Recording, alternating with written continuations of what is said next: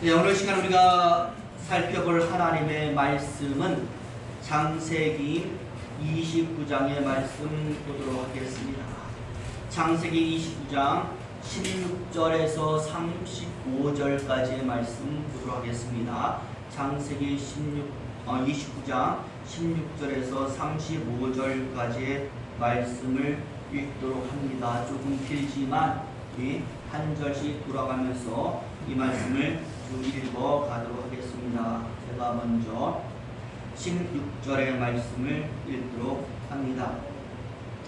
라반이 두 딸이 있으니 형의 이름은 레아요 아우의 이름은 라헬이라. 레아는 알령이 부족하고 라헬은 곱고 아리따우니 야곱이 라헬을 연애함으로 대답하되 내가 외삼촌의 작은 딸 라헬을 위하여 외삼촌에게 7년을 봉사하리이다. 나는 가로되 그를 내게 주는 것이 타인에게 주는 것보다 나으니 나와 함께 있으라. 야곱이 라헬을 위하여 7년 동안 라반을 봉사하였으나 그를 연애하는 까닭에 7년을 수일같이 여겼더라. 야곱이 라반에게 이르되 내 귀양을 쳤으니 내 아내를 내게 주소서. 내가 그에게 들어가겠나이다. 라반이 그곳 사람을 다 모아 잔치하고 저녁에 그 딸 레아를 야곱에게 데려가며 야곱이 그에게로 들어가니라. 라반이 또 그 여종 실바를 그 딸 레아에게 시녀로 주었더라. 야곱이 아침에 보니 레아가 라반에게 이르되 외삼촌 어찌하여 내게 이같이 행하셨나이까. 내가 라헬을 위하여 외삼촌께 봉사하지 아니하나이까. 외삼촌이 나를 심은 어쩌니이까. 라반이 가로되 형보다 아우를 먼저 주는 것은 우리 지방에서 하지 아니하는 바이라. 이를 위하여 7일을 치루라. 우리가 또 내게 주리니 내가 그를 위하여 또 7년을 내게 봉사하니라. 야곱이 그대로 하여 그 치를 채우매 라반이 딸 라헬도 그에게 아내로 주고 라반이 또 그 여종 비라를 그 딸 라헬에게 주어 시녀가 되게 하며 야곱이 또한 라헬에게로 들어갔고 그가 레아보다 라헬을 더 사랑하고 다시 7년을 라반에게 봉사하였더라. 여호와께서 레에게 총이 없음을 보시고 그의 패를 여셨으나 라헬은 무장하였더라. 레아가 잉태하여 아들을 낳고 그 이름을 르우벤이라 하여 가로되 여호와께서 나의 괴로움을 권고하시었으니 이제는 내 남편이 나를 사랑하리로다 하였더라. 그가 다시 잉태하여 아들을 낳고 가로되 여호와께서 나의 총을 없음을 들으셨으므로 내가 이도 주셨도다 하고 그 이름을 시므온이라 부르시며 그가 또 잉태하여 아들을 낳고 가로되 내가 그에게 새 아들을 낳았으니 내 남편이 지금부터 나와 연합하리로다 하고 그 이름을 레위라 하였으며 그가 또 잉태하여 아들을 낳고 가로되 내가 이제는 여호와를 찬송하리로다 하고 이로 인하여 그가 그 이름을 유다라 하였고 이에 생산이 멈추었더라. 아멘. 길지만 35절까지의 말씀을 읽었습니다. 오늘은 6월의 마지막 주일입니다. 오늘도 우리 서로 인사하면서 말씀을 보려 하는데요. 화면에 나와 있는 인사말로 서로 같이 한번 인사하도록 하겠습니다. 화면을 축복해 주시죠. 사랑합니다. 축복합니다. 평안하시기 바랍니다. 인사하도록 하겠습니다. 사랑합니다. 축복합니다. 평안하시기를 바랍니다. 우리 오늘 이 시간에 이 자리에 모인 저와 여러분들 향한 하나님의 놀라우신 계획과 섭리가 축복과 은혜로 내려지기를 예수님 이름으로 축원을 드립니다. 네. 옛날 어느 마을에 아주 유명한 효자가 있었습니다.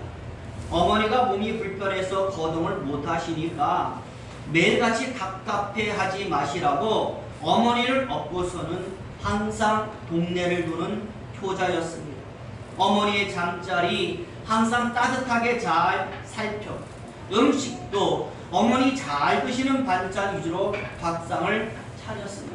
얼마나 정성이 대단한지 이 효자의 소문이 나라 전체에 퍼져서 임금의 귀에도 들어가는 것입니다. 그러자 이 효자의 소문을 들은 임금이 정말로 진짜인지 확인하고 싶은 것이죠. 그래서 변장을 하고 암행을 떠나서 이 효자가 살고 있다고 하는 마을까지 오게 된 것입니다. 직접 가서 보니까요, 진짜거든요. 오히려 소문이도 못할 정도로 지극정성하는 것을 왕은 눈으로 확인했습니다. 감동하는 것입니다. 그래가지고 신하를 시켜서 이 가정에, 이 효자의 가정에 항상 쌀과 양식이 부족하지 않도록, 그래서 이 효자가 아무런 걱정 없이 부모님을 잘 풍양할 수 있도록 1년에 쌀 100섬과 300양씩을 보내주도록 명령을 내린 것입니다. 여러분, 참 재미있는 것은요, 이 마을에 이런 대단한 효자만이 있는 것이 아니라 참 이 효자와 비교가 되는 불효자, 아주 부모님에게 잘못하는 불효자도 한 명이 있었던 것입니다. 그런데 이 불효자가 이 소문을 들었어요. 효자라는 소문 때문에 임금님에게 쌀 100섬과 300냥을 받고 있더라 라는 소문을 들으니까 이 사람이 욕심이 나는 거예요. 자기도 받고 싶은 겁니다. 그래가지고 똑같이 이 효자처럼 그렇게 했습니다. 한 두어 달 그렇게 하니까 이 이야기도 어떻게 해요? 소문이 나가지고 갑자기 불효자가 부모에게 잘하니까 소문이 또 누구에게 들어가요? 임금님의 귀에 들어가게 될 것입니다. 임금님이요, 똑같이 명령을 내립니다. 앞에 효자처럼 이 사람에게도 상을 내려라. 여러분, 신하들이요, 이것을 듣고 뭐라고 얘기하느냐? 이 불효자의 소문을 신하들은 알고 있거든요. 그러니까 왕에게 이렇게 얘기하는 겁니다. 전하, 이 사람은 원래 소문난 불효자인데 아마도 상금이 탐이 나고 돈이 탐이 나서 이런 연극을 하는 것 같습니다. 그러니 상을 먼저 주실 것이 아니라 이것이 진짜인지 확실하게 진상조사를 해야 될 줄로 아뢰옵니다. 이렇게 얘기를 했던 것이죠. 왕이요, 이 말을 듣고 여러분 무엇이라고 말을 했을 것 같습니까? 이렇게 말을 합니다. 억지로 하는 효도도 효도요. 모든 부모님들은 자식들에게 그만한 대우를 받을 자격이 있어. 만일 사람들이 상을 원해서라도, 상 때문이라도 이렇게 부모에게 효도할 수 있다라면 나는 얼마든지 내 백성들에게 이런 상을 내릴 수 있어. 여러분, 백성들이 잘 되기만 한다면 그 어떤 희생과 손해도 감수할 수 있다는 임금의 말인 줄로 믿습니다. 저는 이 말 속에서 우리 하나님의 마음을 보았습니다. 저와 여러분, 우리 하나님도 마찬가지 아니겠습니까? 성경이 항상 하는 이야기는 하나님의 생각과 그 눈은 항상 그의 백성을 향해 있습니다 라고 믿습니다. 우리를 향해 하나님이 바라보고 있다라는 것입니다. 그리고 그 바라보시는 하나님의 마음은 그 백성들이 우리가 생명 가운데서 잘 사는 겁니다. 생명을 얻고 구원을 얻고 축복을 얻는 것이 하나님의 마음이 되는 겁니다. 그래서 당신의 사랑하는 백성들이 생명과 구원을 얻을 수 있다라면 하나님 자신을 희생해서라도 그 구원이 이루어지게 만드는 것이 바로 하나님 아니겠습니까? 예수의 십자가가 바로 그거예요. 내 아들을 희생해서도 내 백성이 산다라면 그렇게 하신 것이 바로 예수의 십자가가 되는 겁니다. 바로 이 하나님의 마음이 저와 여러분을 살린 것 아니겠습니까? 그렇기 때문에 이 세상의 힘든 여정 속에서 너무 힘들고 어려워도 그래도 하나님이 나를 이렇게 생각합니다. 그래도 하나님이 나를 바라보고 있구나라는 것을 우리가 아니까, 그 은혜를 우리가 아니까 어려워도 우리가 이렇게 살아가는 것 아니겠습니까? 하나님의 위로로 우리는 살고 있는 줄로 믿습니다. 오늘 우리가 창세기의 말씀 한 부분을 읽었는데 여러분, 바로 이와 똑같은 내용이 나오고 있는 거예요. 세상 속에서는 사랑을 받지 못했지만 하나님께만큼 많은 위로를 얻고 관심을 받은 한 여인이 여러분의 본문 속에 나오고 있습니다. 세상의 사랑이 아닙니다. 하나님의 은혜로 살고 있는 여자가 나오는 겁니다. 누군가 봤더니요, 오늘 본문에 야곱의 가정에 무엇이 생깁니까? 경사가 생겼습니다. 야곱이 아버지를 속여서, 형을 속여서 멀리 타향을 떠나 정말 삼촌의 집에 갔는데, 그 삼촌의 집에 누가 있어요? 다 눈에 맞는 여인이 보이는 거예요. 삼촌의 딸이 자기 눈에 딱 맞으니까 아내로 삼고 싶어서 오늘 본문에 뭐라고 말해요? 삼촌, 나에게 삼촌의 딸을 주세요.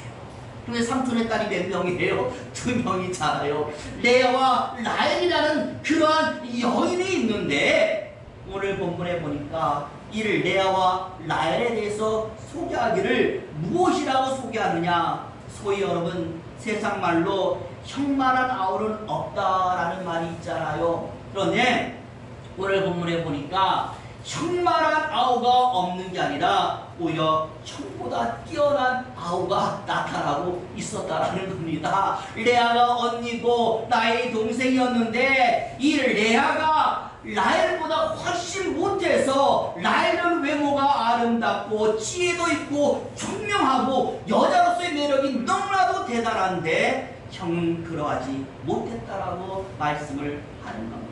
그래서 어느 정도인가 봤더니요, 17절에 그 내용이 나와 있어요. 우리 17절 말씀 같이 한번 다시 읽어볼 텐데요. 17절 보여주세요. 있습니다. 시작. 레아는 알력이 부족하고 라헬은 곱고 아리따우니. 아멘. 여러분 여기 보니까요, 어디 레아의 모습을 어떻게 묘사하고 있습니까? 알력이 부족하다라고 말씀을 했는데, 어떤 성경은 시력이 약하다라고 해석도 했지만 원어적인 의미를 따져보면은요, 눈이 초롱초롱하지 못했다라고 해석을 해야 맞는 겁니다.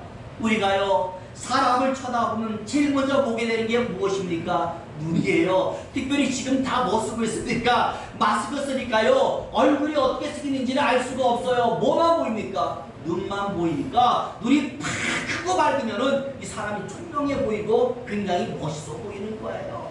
그런데 오늘 본문에 눈에 빛이 없고 흐리멍텅했다라고 말하니까 뭔가 모자르게 보였다라고 말씀하는 것 아니겠습니까? 레아가 뭔가 모자라다는 느낌을 주는 영이었다라고 말씀을 하는 것이고, 그러다 보니 항상 주눅이 들어있고 기가 죽은 상태가 레아라는 여인의 인생이라고 성경이 말씀을 하는 겁니다.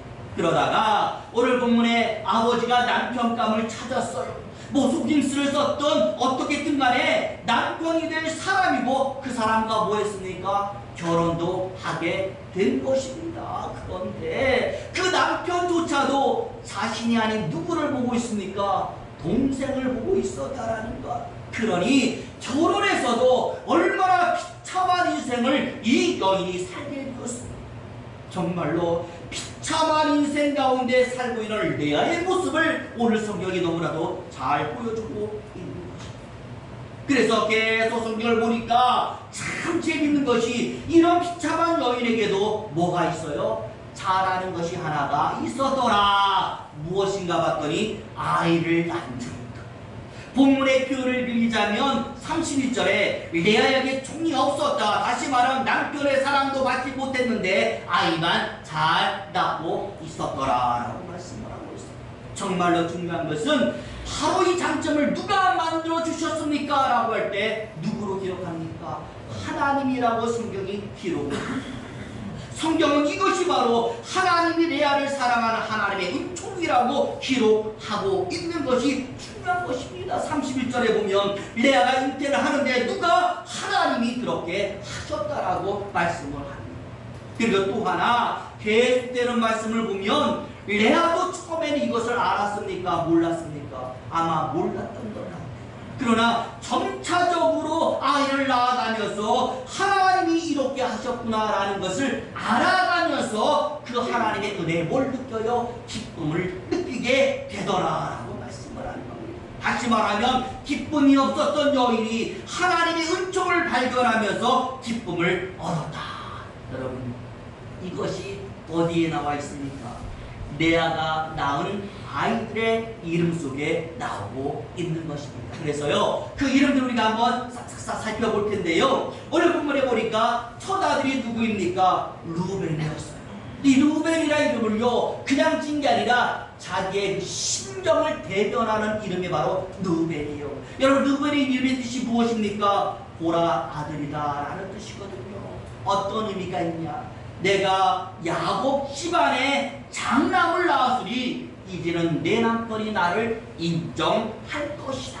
이런 의미가 바로 루벤의 이름의 의미가 되는 것이고요. 그 다음에 둘째 아들은 무엇입니까? 시므온이라고 말했죠. 뜻을 보니까 들으셨다. 다시 말하면 계속되고 있는 나의 아픔을 누가 들어요? 하나님께서 들으셨다. 그러니 이 레아에게 아들을 낳아도 뭐가 있어요? 아픔이 계속 존재가 하는 것입니다. 세 번째 아이의 이름은 레위였습니다. 연합이란 뜻이 있죠. 이제는 내 남편도 나와 연합할 것이다. 그러니 세 아이를 낳을 때까지 레아를 향하는 홀대는 계속되었다라는 것 말씀을 하는 것이고요. 그렇기 때문에 레아의 단 하나의 관심을 세 아이를 낳을 때까지도 누구의 사랑? 남편의 사랑에 있습니다. 사랑을 구하지만 사랑받지 못하는 영이었다라는 것이 바로 아이들의 이름을 통하여 보여지고 있는 것입니다. 그러다가 여러분 이제 네 번째 아이를 낳게 되는데요. 여기에서 전환이 일어나요. 여러분 네 번째 아이의 이름이 무엇입니까? 35절에 보니까 유다라고 말을 하고 있습니다. 그런데 그 유다의 이름의 뜻이 여호와를 찬송하다. 지금까지는 찬송 안 했어요. 온통 어디에 관심 있어요? 남편의 사랑에만 관심이 있었는데 네 번째 아이 유다를 낳았을 때는 뭐가 보여요? 하나님의 사랑이 보여요. 그래가지고 내가 사람의 사랑은 받지 못했지만 하나님의 사랑은 받고 있구나. 남편의 관심은 없었지만 하나님의 관심은 나에게 있었구나라는 것을 알게 되니까 너무나 감사하게 되었던 것입니다. 이런 나를 생각해 주시는 하나님, 자기 옆에 계시는 하나님, 아이를 통해서 발견하고는 남편만을 바라보던 눈이 이제는 하나님께로 바꾸었습니다. 그동안에는 전혀 나오지 않았던 하나님을 향한 찬양과 감사가 이제부터 터져나오게 되었다라는 것. 그러니 여러분, 비로소 레아에게 무엇이 생깁니까? 신앙이란 두 글자가 생긴 것 된 것입니다. 더 큰 것을 보게 된 것이죠. 은혜를 발견하게 되었다라는 것입니다. 저와 여러분 그렇습니다. 우리가 세상 속에서 많은 혜택을 얻고 많은 인기를 누리고 많은 것 가져도 내 인생에 하나님이 없다라면 여러분 그것이 무슨 소용이 있겠습니까? 우리는 다른 누구도 아니고 신앙가진 신앙이기 때문에 우리에게 가장 중요한 것은 이 세상에 내가 성공하여 사는 것도 중요하지만 나의 성공 한가운데 과연 나의 하나님이 계시나, 나의 인생 한가운데 과연 하나님의 역사는 여전히 내려주고 있는가, 바로 이것이 되어야 될 줄 믿습니다. 그런데 오늘 레아는 이것을 얻은 거예요. 남편은 사랑하지 않았지만 하나님은 사랑을 주고 은혜를 주고 있구나라는 것을 발견하게 된 겁니다. 저는 저와 여러분들도 살아가면서 이런 발견이 있기를 원합니다. 지금도 하나님이 나를 사랑하시는구나, 내 기도 들으시는구나, 나를 만져주시는구나, 이거 느끼고 살면요 우리는 힘들지 않고도 하나님 앞에 나아갈 수가 있게 되는 것입니다. 여러분, 어느 미국의 유명한 교회에서 사역을 하시는 한 목사님이 계셨습니다. 이분이 주일 예배 때에 어느 날과 똑같이 단상에서 설교를 하시는데요, 이상해요. 그날따라 설교를 제대로 못하는 거예요. 설교가 못하다는 게 아니라 말을 못해요. 설교를 시작을 못하고요 계속 눈물만 흘리는 것입니다. 교인들이요 수근수근 이상하게 생각하는 겁니다. 목사님에게 지금 무슨 일이 있는가? 어떤 문제가 생겼는가? 그러더니 갑자기 목사님이 가장 앞자리에 앉아있던 한 노신사 한 분을 단상 위로 모시는 거예요.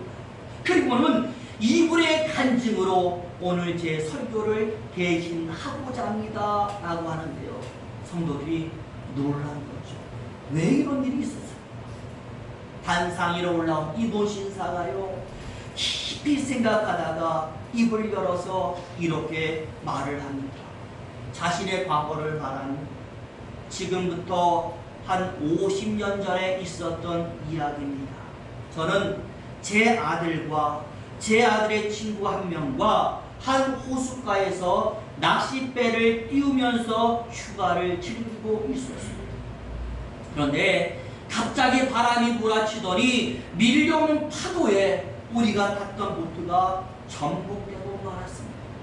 저는 수영을 잘하기 때문에 문제가 되지 않았지만 저의 아들과 아들의 친구는 수영을 하지 못해서 그저 물속에서 허우적거리면서 구조를 기다렸습니다.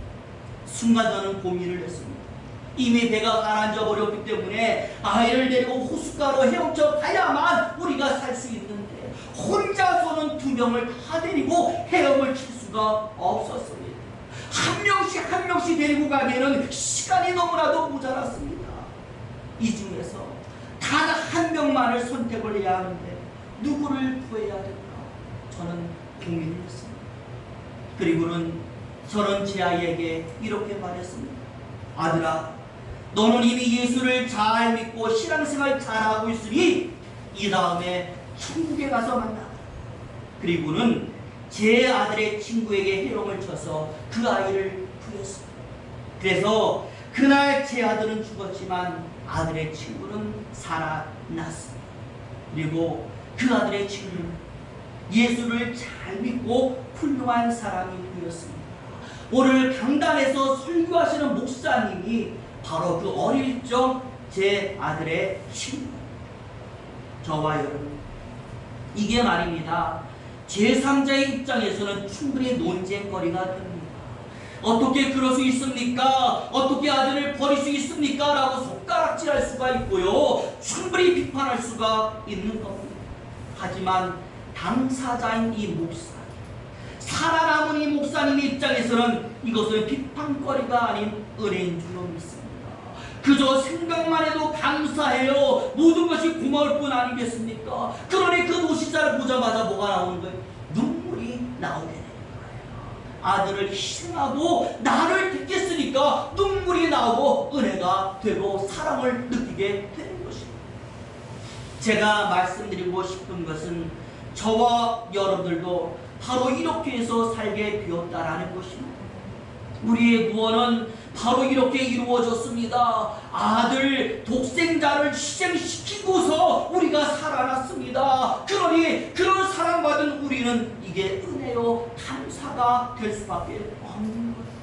세상은 우리를 어떻게 생각할지는 몰라도 우리는 하나님의 관심과 생각과 은혜와 사랑 속에 살고 있는 것입니다. 마치 오늘의 레아처럼 하나님은 우리에게 은혜를 주고 계십니다. 저는 부디 저와 여러분들이 지금도 그리고 앞으로도 여전히 우리가 세상 속에서 살겠지만 부디 세상에 속하지 않고 우리의 모든 것들이 하나님과 연결되기를 바랍니다. 연결되어 있기만 하면요 사는 거예요. 수도꼭지도요 수도원과 연결되어 있으니까 틈나는 뭐가 나와요? 물이 나오지 않습니까? 하나님과 연결되어 있으면 될 때마다 하나님의 역사가 나타나게 되는 겁니다.